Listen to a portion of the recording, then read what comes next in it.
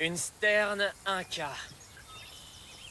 Ce scélérat se met à l'ornithologie du jour au lendemain et un mois plus tard, il repère la toute première sterne Inca de tout le continent nord-américain. Je ne l'aurais jamais cru si je ne l'avais vu de mes yeux.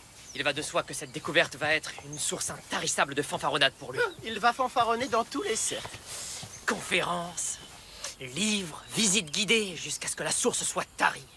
Il prétend même que Joséphine Dawson aurait accepté un rendez-vous ornithologique. Joséphine Dawson, avec lui. Un cardinal à poitrine rose. Oh, un très beau spécimen, Plumlee. Et je crois pouvoir affirmer que je l'ai repéré un quart de seconde avant vous. Non, Baliverne. Je vais l'ajouter à ma liste de rêves exaucés. Le 17 juin à 7h45 du matin, un cardinal à poitrine rose. Nous allons tous les deux le noter sur nos listes, mon brave. Mais moi, j'écrirai que je l'ai aperçu à 7h44 du matin. Oh, Harrison, vous êtes diabolique. Ah, qu'est donc que cet énergumène? Bonté divine.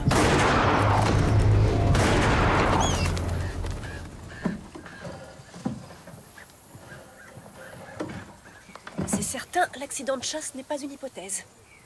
Voici Alistair Plumlee et Guilford Harrison. Ils devaient tous les deux témoigner contre Rex Gray lundi prochain. Ce sont les hommes qui ont vu Monsieur Gray abattre son associé le mois dernier? Ce sont 2 des 3 témoins. Et leur mort est bien trop opportune pour être une coïncidence. Monsieur, la fouille du secteur n'a rien donné. Le tireur n'a pas laissé la moindre empreinte. Eh bien, merci, George. Il semblerait que les preuves contre lui soient minces. Je vais examiner les cadavres. J'espère que cela nous apportera des informations. Monsieur, l'affaire Rex Gray, ce n'est pas une enquête du poste 3? Maître Daniels, le procureur de la couronne, me l'a confié, mais je n'ai rien trouvé de plus qu'eux pour l'instant. Dans ce cas, nous allons devoir nous démener pour protéger le dernier témoin. C'est précisément ce qui me préoccupe, George. Et je suis convaincu qu'il n'y a pas de meilleur candidat à cette tâche d'importance capitale que vous. Oh, je vous remercie. Je ferai tout ce que je pourrai pour assurer la sécurité de notre témoin. Bien. De qui s'agit-il? Roger Newsom? De la célèbre branche des Newsom de Mimico. George Crabtree. 2 jours entiers avec vous. Quelle chance! L'un de vos agents pourra sans doute s'occuper de mes valises.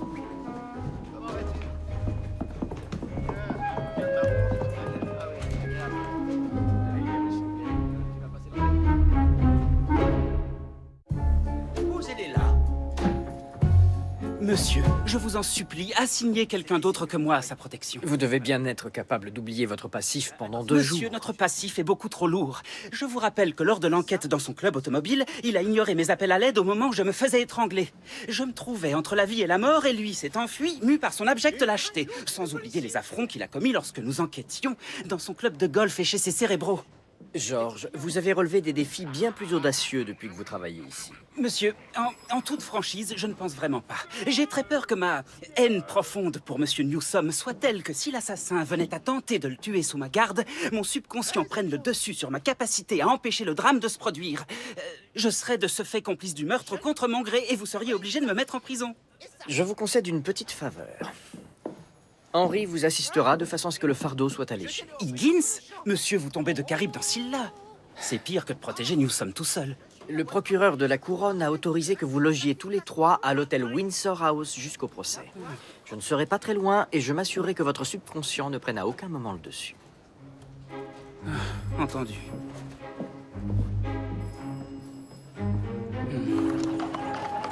L'air du petit matin était encore lourd et brumeux. Mes binocles teintés me protégeaient du soleil matinal qui se levait. Nous étions sortis depuis plus d'1 heure et nous n'avions rien aperçu d'autre qu'un malheureux jet bleu au bec de travers. Je poursuivis alors mon chemin jusqu'au marais, lorsque j'entendis un genre de miaulement très léger. Harrison et Plumlee n'ont pas entendu, signe qu'il m'était destiné à moi seul. J'ai braqué mes jumelles sur l'arbre et là je l'ai aperçu. La sterne Inca dans toute sa gloire, moustache blanche comprise. Ah, waouh, quelle vision merveilleuse.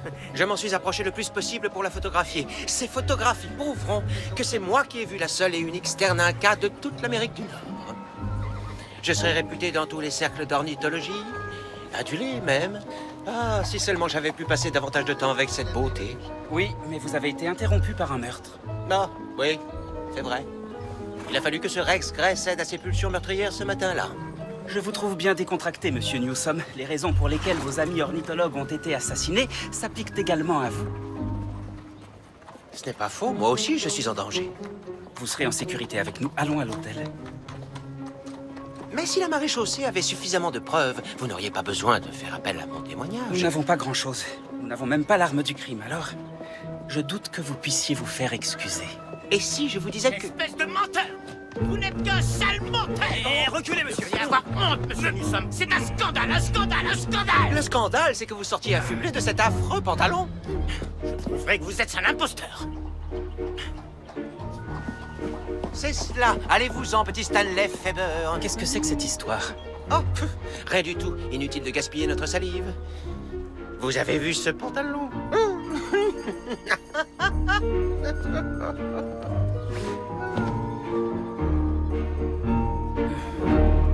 Docteur Ogden, mademoiselle James, qu'avons-nous? Étant donné le calibre des balles utilisées, je pense que le meurtrier se trouvait à une bonne distance et qu'il était équipé d'une carabine de précision. C'est du 11 mm. Bravo, inspecteur. Les 2 balles ont touché les 2 hommes au même endroit de la poitrine, ce qui suggère qu'ils ont été tués quasiment en même temps. Le deuxième homme n'a pas eu le temps de fuir quand son acolyte a été abattu. Voilà qui confirme mes soupçons.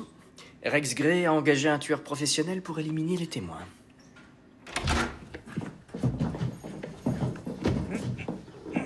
Ça ne correspond pas à mon niveau d'exigence habituel, mais il va bien falloir que je m'y fasse. Ce ne sont pas des vacances, monsieur Newsom. Je vous en prie, appelez-moi Roger. Ne sommes-nous pas suffisamment proches, George? Non, pas du tout, et je doute que nous le soyons un jour. Vous pouvez m'appeler Henri, ça ne me gêne pas. Merci beaucoup, Henri. Comptez sur moi, Henri. Bon, qu'allons-nous faire ce soir? Nous allons nous assurer qu'il n'arrivera pas malheur à monsieur Newsom. Oui, mais qu'allons-nous faire pour nous occuper? Rien, je suppose. Rien? Roger Newsom ne fait pas rien un vendredi soir. Si nous sommes confinés dans cette chambre, nous devrions au moins organiser un dîner. Certainement pas. Votre présence ici est un secret, Roger, c'est tout l'intérêt. Vous m'avez appelé Roger. Avez-vous dit à qui que ce soit où vous étiez? Je ne pouvais pas tout simplement disparaître. Ruth. Roger! Puis-je vous présenter ma sœur, Ruth Newsom, de la très estimée... Branche des Newsom de Mimicry. Roger est tellement heureux de rejoindre les rangs de la maréchaussée. J'ai tenu à venir le voir dans son élément. Il n'a pas rejoint les rangs de la maréchaussée, mademoiselle Newsom. Ruth, laisse-moi te présenter l'agent Crabtree, le jeune agent brillant et célibataire dont je t'ai parlé. Et celui-ci alors, qui est-il? Lui, c'est l'agent Higgins, mais c'est l'agent Crabtree qui est mon grand ami. Un sacré bonhomme. Mademoiselle Newsom, il faut vous en aller. Et je vous implore de ne révéler à personne que votre frère se trouve ici. Ne me touchez pas, le truc. Ruth! L'agent Crabtree ne fait que son travail, voyons. Je suis sûr que si je fais en sorte de vous permettre de faire connaissance dans un cadre plus détendu, tu verras que c'est un gentleman. Newsom, ça suffit. Merci. Oh, grand Dieu, Roger, non, non, non. Il faut me promettre de passer chez le barbier avant ta conférence. Ta coupe de cheveux est effrayante. Oui, je sais, il le faut. Je te le promets.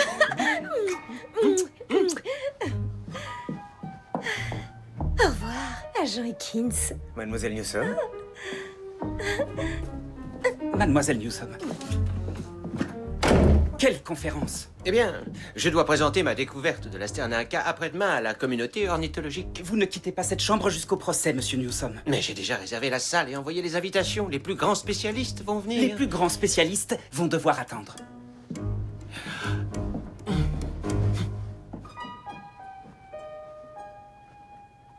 Je sais ce que vous cherchez à faire, monsieur Gray. Vous avez engagé un tueur professionnel pour qu'il élimine une par une toutes les personnes qui ont accepté de témoigner contre vous. Je ne suis pas au courant. Je vais traquer ce tueur et le retrouver, et quand je l'aurai, je pourrai établir son lien avec vous. Et vous serez tenu responsable non pas d'un meurtre, mais de 3. Et si vous ne le retrouvez pas? Est-ce l'aveu que vous avez engagé ce tueur? Non, bien sûr que non. Mais si vous me laissez sortir, je m'enseignerai pour vous. Ça vous facilitera la tâche. Je sais que mon cas vous donne du fil à retordre, inspecteur. De votre vivant, vous ne reverrez plus jamais les rues de Toronto.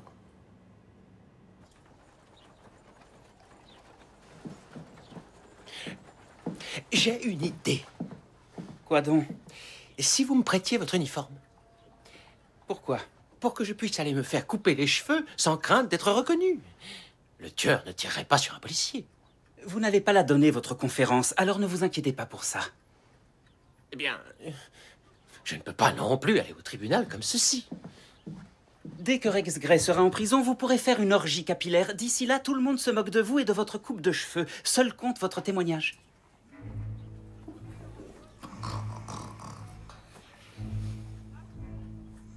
Je commence à avoir faim. Certes, il est l'heure de manger. Je vais chercher le dîner. Merci, Georges. Oh, Higgins, je vais chercher le dîner. D'accord, Surtout, empêchez-le de s'en aller. d'accord.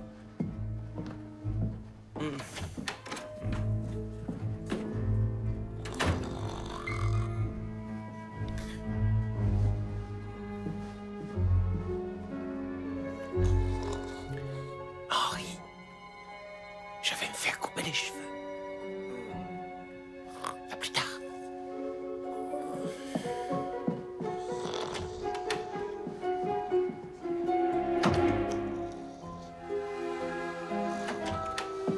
Henri? Oui, inspecteur. Où est Georges? Il est allé chercher le dîner. Il a emmené Monsieur Newsom avec lui? Oui, non. Roger est allé se faire couper les cheveux. Quoi? Il a quitté ce bâtiment?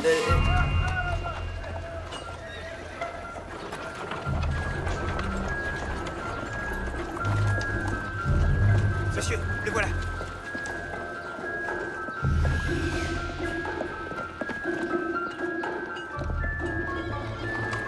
Henri, au balcon. Le tireur. J'y vais. Monsieur Newsom, à terre.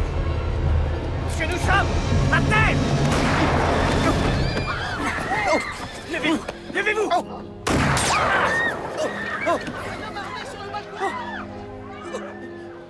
Vous avez été touché? Non, je vais bien. Dieu soit loué. Je voulais seulement aller chez le coiffeur. Oui. Ruth a dit que mes cheveux... Je voulais seulement être bien coiffé pour ma conférence. La sterne Inca. Miaou.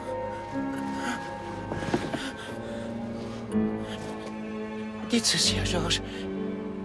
Comme l'oiseau sur sa branche. Comme l'oiseau sur sa... branche. Non, non, Monsieur Newsom.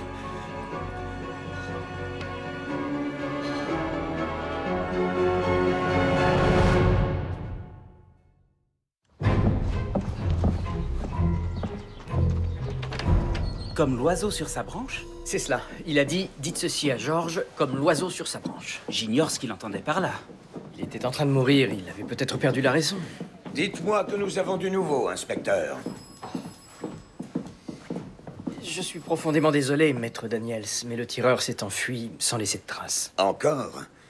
Vous voulez dire qu'il ne nous a laissé aucun indice? Monsieur, il est méticuleux, un professionnel, à n'en pas douter. C'était déjà bien assez difficile de poursuivre Monsieur Gray sans l'arme du crime. Maintenant, je n'ai plus un seul témoin contre lui. Monsieur Newsom était atrocement casse-pied, mais j'aurais préféré qu'il reste en vie. Et si c'était le cas? Comment ça? S'il avait survécu, et s'il n'avait pas été tué par cette balle? Mais de quoi parlez-vous? Vous venez de me raconter qu'il était mort dans vos bras. Mais jusqu'à présent, personne d'autre que nous ne le sait. Et si nous arrivions à créer l'illusion que Monsieur Newsom avait survécu à l'attaque et qu'il était toujours aussi déterminé à témoigner contre Monsieur Gray? En quoi cela va-t-il m'aider? Je ne peux pas faire témoigner un cadavre. Non, mais si nous le faisons parader dans toute la ville comme s'il était encore en vie, peut-être que le tueur retentera sa chance. Précisément.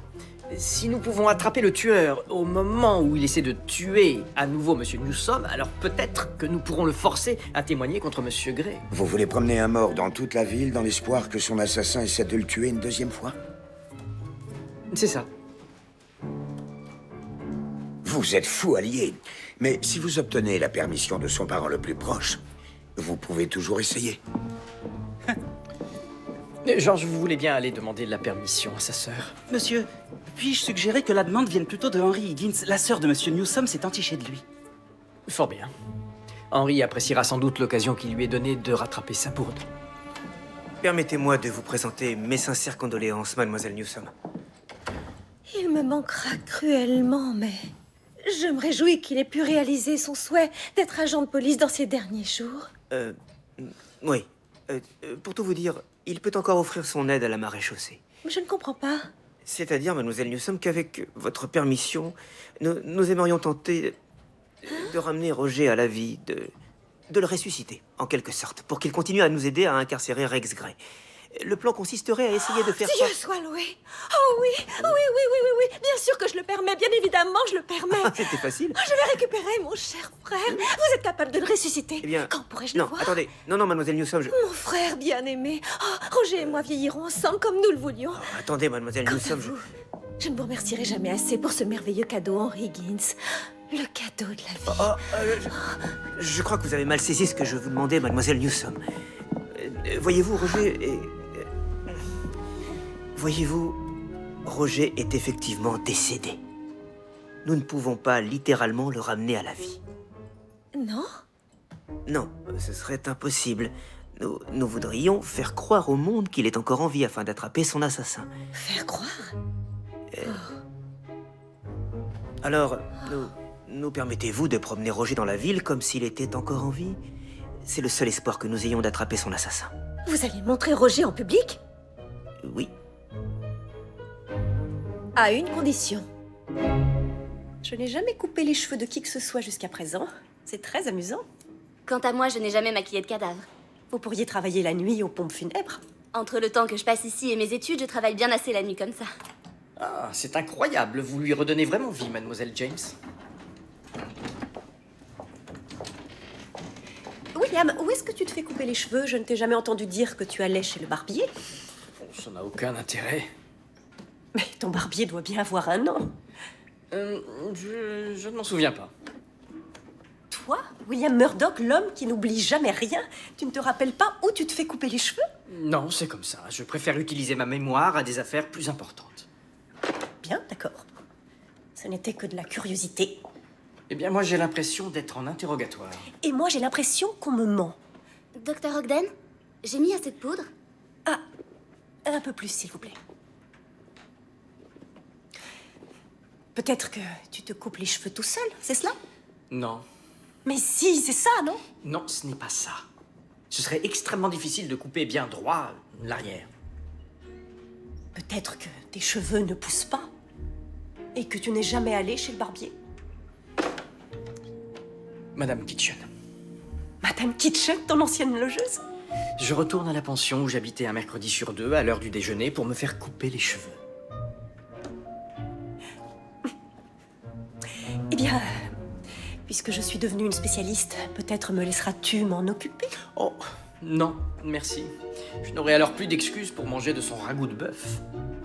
La vérité finit par sortir. Alors voilà. Ce fauteuil roulant permettra à Monsieur Newsom d'effectuer quelques gestes naturels, tels que agiter la main. J'ai opté pour le salut royal. C'est la personne qui pousse le fauteuil qui contrôle les gestes qu'il fait en toute discrétion. Il lui suffit d'actionner ses manettes. Et il a une belle coupe de cheveux toute fraîche. La rigidité cadavérique est passée. Il est fin prêt à sortir en ville. Malheureusement, Monsieur Newsom a perdu l'usage de ses jambes après le coup de feu. Nous espérons que ce n'est que temporaire. Dans l'intervalle, l'inspecteur Murdoch l'a équipé d'un modèle très particulier de fauteuil roulant. Et il souhaite encore témoigner contre Monsieur Gray? Oui, il est plus déterminé que jamais, mademoiselle Cherry. Mais comment pouvez-vous être sûr que l'homme qui lui a tiré dessus travaille pour Monsieur Gray? Eh bien, nous ne pouvons pas encore le prouver. Mais comme on a tiré sur les 3 hommes qui devaient témoigner contre lui juste avant le procès, eh bien, il est difficile de considérer que c'est un hasard.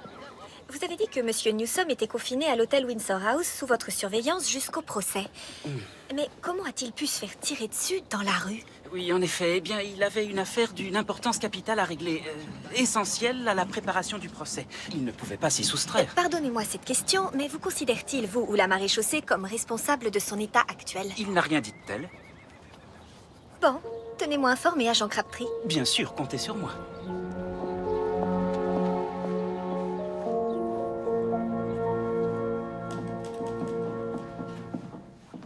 Bravo, George. Vous lui avez conté une belle fable. Oui, on peut dire ça. Qu'y a-t-il? Eh bien, c'est un mensonge éhonté, n'est-ce pas? Oui, je sais. Excellent. Mais la vérité sortira un jour. Que pensera-t-elle de moi? Que pense-t-elle de vous maintenant? Je n'en sais rien. Si ça peut nous aider à attraper deux tueurs, ça ne vaut pas le coup? Messieurs, dites bonjour à Roger Newsom. Bonjour. Bonté divine.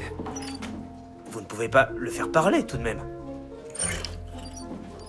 Oh, non, Henri. Mais comme vous le voyez, j'ai équipé ce fauteuil roulant de telle sorte que celui qui le pousse puisse avoir la maîtrise des gestes de Monsieur Newsom. Monsieur, c'est absolument remarquable et très inventif. Mais comment envisagez-vous que nous appâtions l'homme de Rex Grey? C'est une question à laquelle j'ai longuement réfléchi. Grâce à l'article publié dans le journal, le tireur est a priori au courant que Monsieur Newsom se trouve au Windsor House. Et nous savons que le tueur a pour mode opératoire de se poster à une certaine distance de ses cibles comme un tireur d'élite. Nous allons en profiter. Nous allons emmener Monsieur Newsom jusqu'à l'hôtel dans son fauteuil pour que toute la ville ait l'occasion de voir qu'il est bien vivant. Sur place, le docteur Ogden et moi, nous organiserons un dîner dans notre suite et nous l'installerons face à la fenêtre, comme par hasard, de façon à ce que le tireur ait un angle parfait depuis l'immeuble d'en face. Ravi de vous recevoir. Vous deux, pendant ce temps-là, vous aurez discrètement sécurisé cet immeuble. Lorsque le tireur prendra la fuite, il devrait vous tomber dans les bras. Maintenant, n'oubliez pas qu'il est armé. Passez à l'armurerie avant d'y aller. Bon, pourvu que ça fonctionne. J'ai bon espoir de l'attraper. Tu réfléchiras à un autre plan, tu y arrives toujours. Mais celui-ci était parfait, Julia. Peut-être que le tireur s'est rendu compte que l'immeuble d'en face était surveillé. Ou il s'est rendu compte que Monsieur Newsom était déjà mort. Il faut parfois se rendre à l'évidence. Vous avez à peine touché à votre poulet, Monsieur Newsom. Il n'était pas à votre goût? Je pense que ça m'a coupé l'appétit de savoir que j'allais me faire tirer dessus d'une minute à l'autre. Ou bien il s'est peut-être dit que c'est toi qui l'avais cuisiné.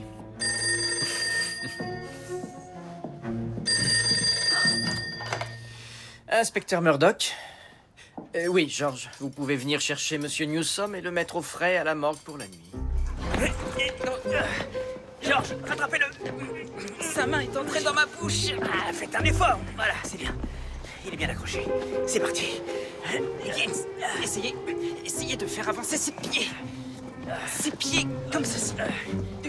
Monsieur Newsom, la conversation de l'inspecteur était-elle aussi intéressante que je l'imagine? Je n'ai jamais été invité pour ma part. Pourquoi vous lui parlez? Il faut faire comme s'il était en vie. Je suppose que le docteur était en tenue de soirée. Allez, ça suffit maintenant. Mettons-le dans le fauteuil. Oui, d'accord. Roger, vous allez bien? Higgins, rattrapez le tueur, bon sang!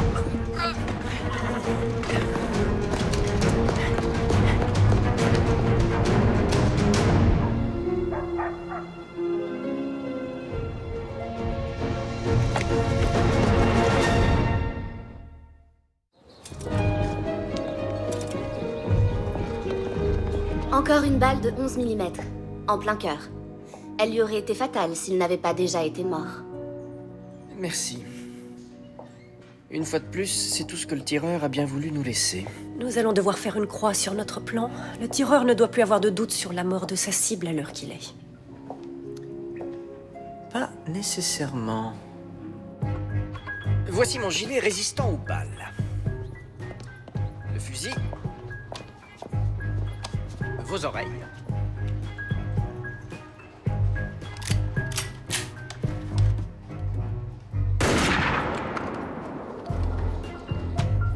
Donc si Monsieur Newsom avait porté ce gilet hier soir, la balle qu'il a touchée ne lui aurait pas été fatale.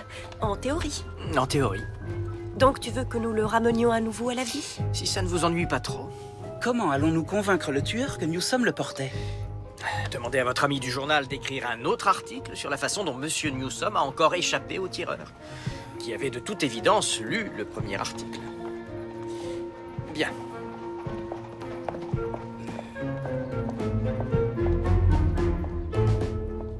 Et le voici. Oh, par tous les saints. J'ai bien l'impression que la maréchaussée a pensé à tout. C'est une invention originale de l'inspecteur, fabriquée à partir de métal et de soie. Et elle a sauvé la vie de Monsieur Newsom maintenant. C'est vrai. Et même après avoir échappé 2 fois à la mort, il veut encore témoigner. Eh bien oui, il insiste. J'aimerais beaucoup l'interviewer. Quelques citations pimenteraient l'article. Cela ne va pas être possible. Voyez-vous, mademoiselle Cherry, ce gilet, bien qu'il lui ait sauvé la vie, la force de l'impact de la balle lui a cassé une côte et il a très mal. Parler est une véritable torture pour lui. Et sa respiration est quasi imperceptible. Je vois. Pourquoi me livrez-vous ces informations plutôt qu'à d'autres journalistes? Vous ne chercheriez pas des prétextes pour me voir plus souvent, agent Crabtree? Non, ce n'est pas la raison. Enfin, j'apprécie beaucoup votre compagnie, mais j'obéis aux ordres de l'inspecteur Murdoch. Bon sang, George. Si on avait pensé à le mettre à Roger Newsom, il serait encore en vie. Oh, Henri! Hein? Donc, il ne portait pas ce gilet hier soir? Non. Agent Crabtree? Il ne l'avait pas. Donc, il est mort. Et il l'est depuis le début, j'imagine. Oh oh. Oui, mais attendez, mademoiselle Cherry, revenez, mademoiselle Cherry, s'il vous plaît. Non, j'ai menti à mes lecteurs à cause de vous. Je sais, je suis désolé, je l'ai fait à contre-cœur. Je vais écrire sur les mensonges que vous racontez au public. Qu'est-ce que vous en dites? J'en serais très ennuyé. Mais j'ai une proposition. Si vous acceptez d'écrire que Monsieur Newsom a encore échappé au tireur, après le procès, je vous accorderai un entretien à vous et vous seul, toute la vérité sur un groupe de vaillants policiers qui ont ramené un mort à la vie pour rattraper un tueur et amener Rex Gray devant la justice. J'ai écrit des articles sur Monsieur Gray par le passé. Cet homme est le mal incarné. Si ça peut contribuer à le faire pendre, alors... je veux bien participer à la mascarade. Mais vous m'êtes redevable, agent Crabtree. Mademoiselle Cherry.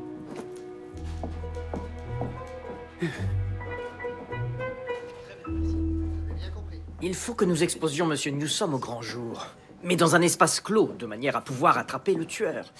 Il faudrait créer un événement auquel Monsieur Newsom pourrait assister. Monsieur, nul besoin de créer un événement. Juste avant de mourir, Monsieur Newsom voulait à tout prix parler lors d'une conférence qui devait avoir lieu ce soir, au sujet de l'oiseau incroyable qu'il aurait découvert. Mais oui. Si on l'emmenait là-bas... Est-il trop tard pour le faire inclure dans l'article de votre ami? Je ne crois pas, monsieur. Néanmoins, si le tueur a pris garde de ne pas tirer sur lui quand il était à l'hôtel, pourquoi le ferait-il ce soir à la conférence? De la même façon que cette réunion est peut-être notre dernière chance d'attraper le tireur, c'est aussi la dernière chance du tireur de tuer Monsieur Newsom. C'est vrai. Gray doit probablement le harceler pour qu'il finisse le travail avec le procès qui approche. Mais comment Monsieur Newsom va-t-il parler? Il n'en demeure pas moins un cadavre. Je dois pouvoir prendre sa place. Et j'amène le leur sur scène avec moi. Et j'explique à l'auditoire que Newsom ne peut pas parler pour cause d'une côte brisée. Je m'exprimerai en son nom. Très bonne idée, George. Très bonne idée. Vous feriez peut-être bien d'aller réviser votre ornithologie d'ici ce soir. Oh, j'avoue que je m'en fais une joie. J'espère que Monsieur Newsom est satisfait de la coupe de cheveux que je lui ai faite. Oui, Julia, je voulais m'entretenir avec toi si tu as 2 minutes. De quoi s'agit-il? Si ça t'importe à ce point, la prochaine fois que j'aurai besoin d'une coupe... Oh! Mais alors, le ragoût de bœuf de Madame Kitchen? Eh bien... Je lui demanderai sa recette. Ne nous mettons pas en retard. Une sortie en amoureux. Nous y allons pour attraper un tueur. Nous ne pouvons pas relâcher notre vigilance. Eh bien, nous pourrons faire les tourtereaux après le travail.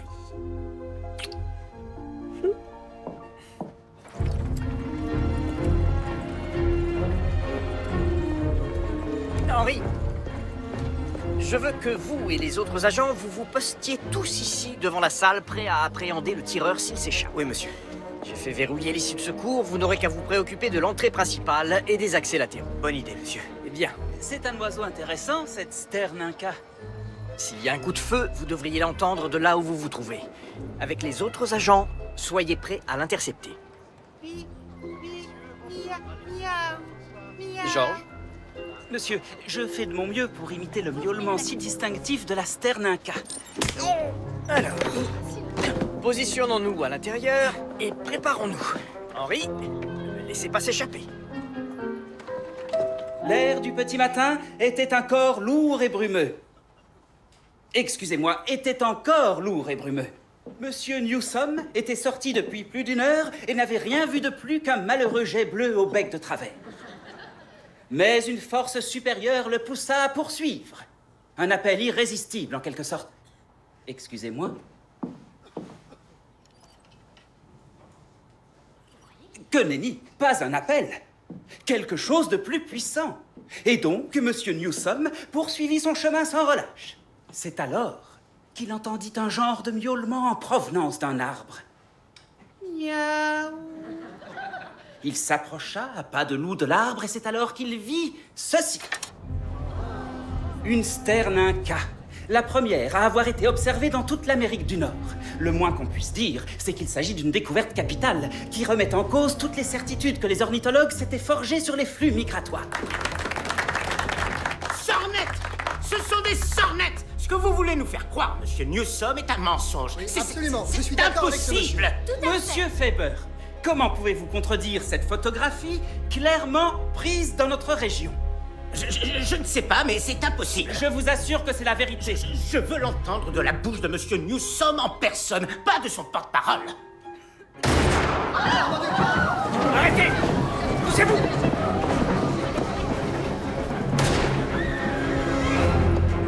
Monsieur! Monsieur, je l'ai eu! Je l'ai arrêté comme vous vouliez! Il est mort.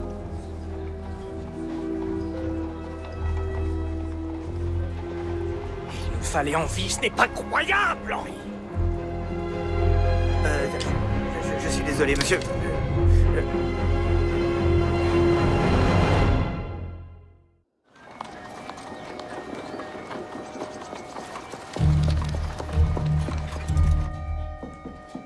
La balle est du même calibre que celles qui ont tué les deux autres témoins. Aucun doute, c'est le même homme qui les a eus. Et de toute évidence, il a été engagé par Rex Gray.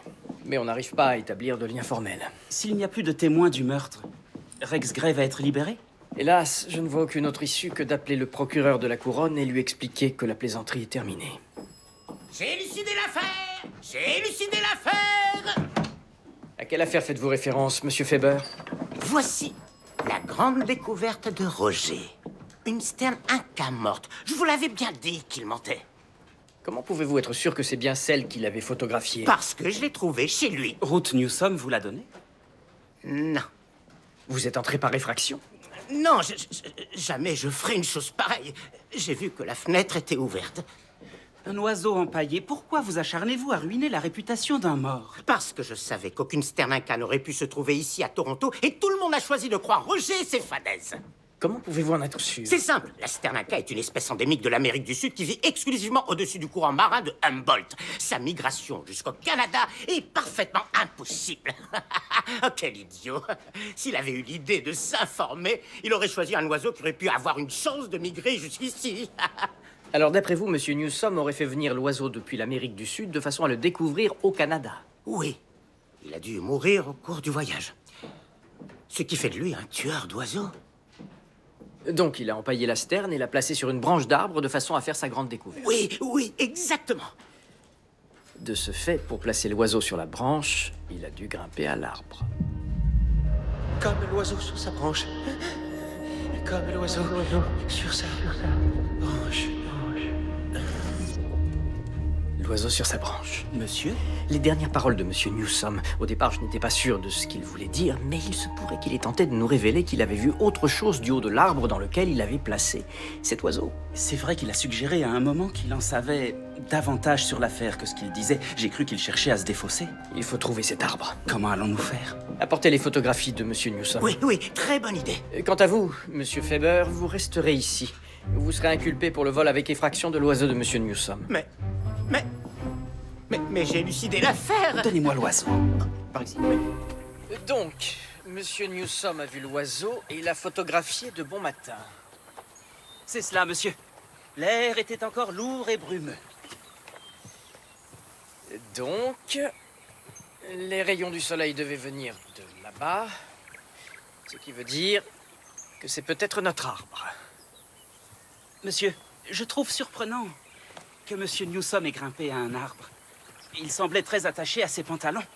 Mais je ne comprends pas. Si monsieur Newsome a bien vu quelque chose, pourquoi il ne nous l'a pas dit? Au lieu de risquer sa vie pour témoigner à la barre. Rappelez-vous, monsieur, nous parlons d'un homme qui, au club des cérébraux, nous a fait croire qu'il était un assassin dans le seul but de nous persuader que c'était lui qui avait résolu le casse-tête. Un homme orgueilleux, sans doute.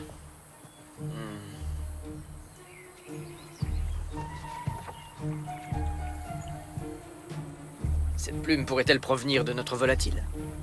Oui, cette pointe de blanc est aussi caractéristique de la Sterninca que son bec rouge et sa moustache blanche.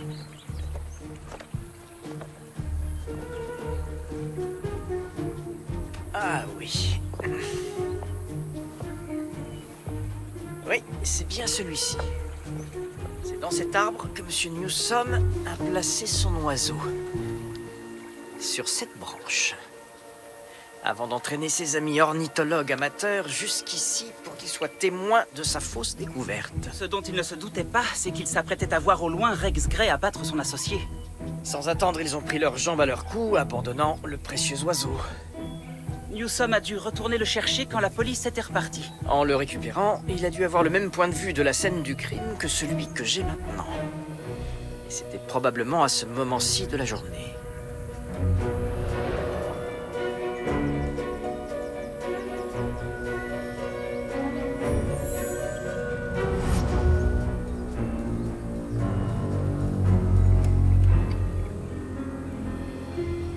George, je pense que nous avons trouvé ce qu'il nous faut pour condamner Monsieur Grey. Étant donné que nous n'avons ni témoin ni pièce à conviction en tant que tel, je ne vois pas d'autre solution que de relâcher Monsieur Grey. Merci, votre honneur. Merci beaucoup. Je ne suis pas du tout satisfait de ce résultat. Oui, monsieur. Excusez-nous, Maître Daniels, votre bureau a dit que vous seriez ici. Inspecteur Murdoch, vous êtes venu faire vos adieux à Monsieur Grey puisqu'il va être libéré? Pas du tout, bien au contraire. L'arme du crime. Retrouvée près de la scène du crime, vous y trouverez les empreintes de Monsieur Grey et le calibre correspond à celui de la balle qui a tué son associé. Votre honneur, j'ai l'impression que le procès va pouvoir se tenir. À demain matin, bon pied, bon oeil, Monsieur Grey.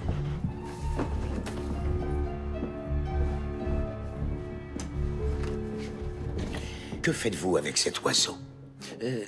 J'avais l'intention de vous expliquer comment nous avions trouvé l'arme. Cet oiseau y est pour quelque chose. Mais ce n'est peut-être pas le moment. Alors vous le raconterez à la cour, agent Crabtree. Vous voulez que je témoigne? Mais bien sûr. Et apportez la bestiole. Vous pouvez remercier Monsieur Newsom, Monsieur Grey. Il s'appelait Roger Newsom. De la branche des Newsom de Mimico.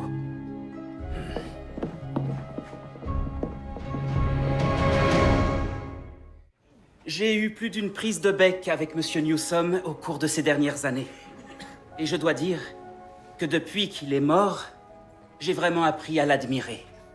Ses dernières paroles ont permis à la maréchaussée d'attraper un tueur. Et aujourd'hui, j'espère que Monsieur Newsom nous regarde de là-haut avec fierté, à l'instar de l'oiseau du haut de sa branche. Maintenant, pour conclure cette cérémonie, j'ai l'honneur de demander à l'inspecteur William Murdoch de dire quelques mots. Vas-y, William. Je le connaissais à peine. Tu as passé 2 jours avec lui. Mais...